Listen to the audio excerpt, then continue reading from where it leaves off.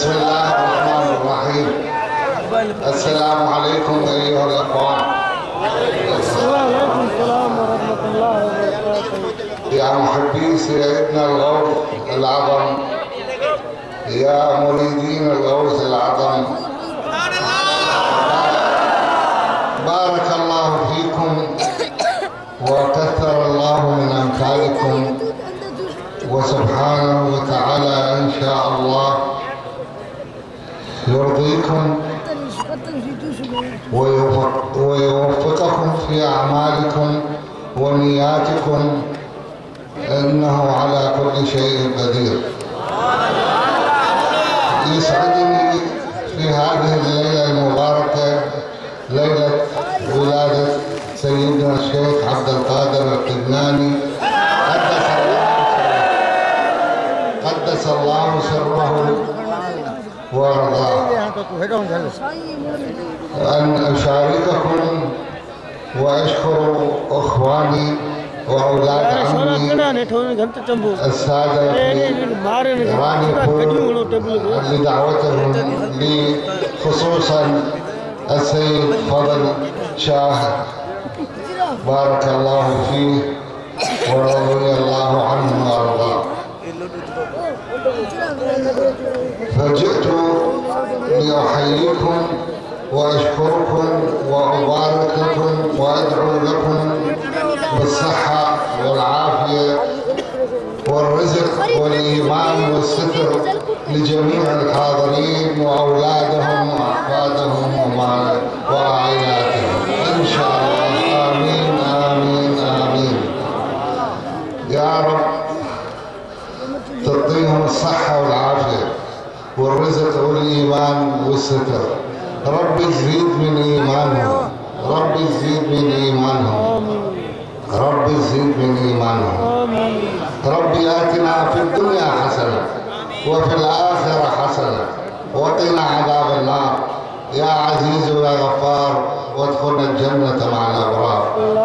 يا رب تهدينا جميعا إلى الصراط المستقيم، صراط الذين أنعمت عليهم غير المغضوب عليهم ولا الضالين. آمين آمين آمين يا رب يا آمين. يا إلهي إنك عفو تحب العفو فاعف عنا جميعا.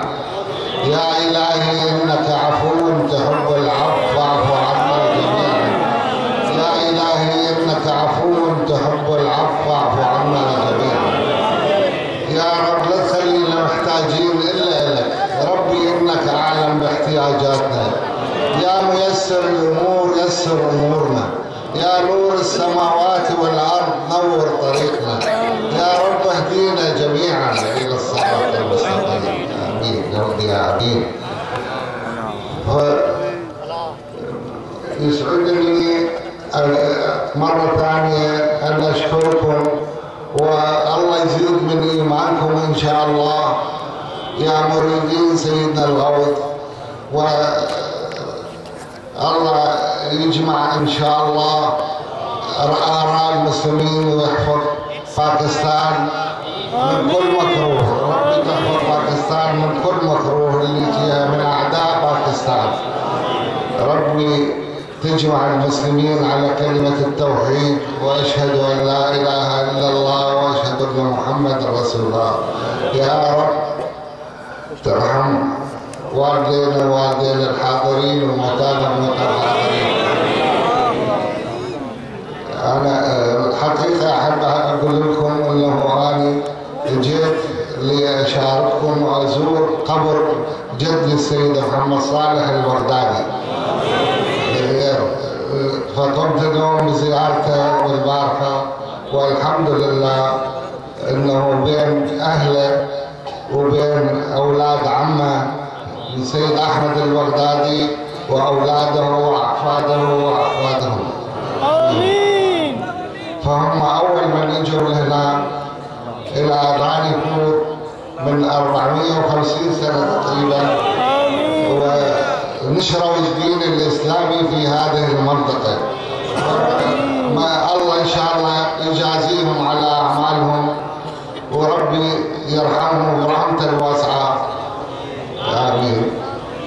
يا رب تعطينا الصحة والعافية ورزق الإيمان وأشهد وآخر دعوانا أن الحمد لله رب العالمين وصلى الله على سيدنا محمد وعلى آله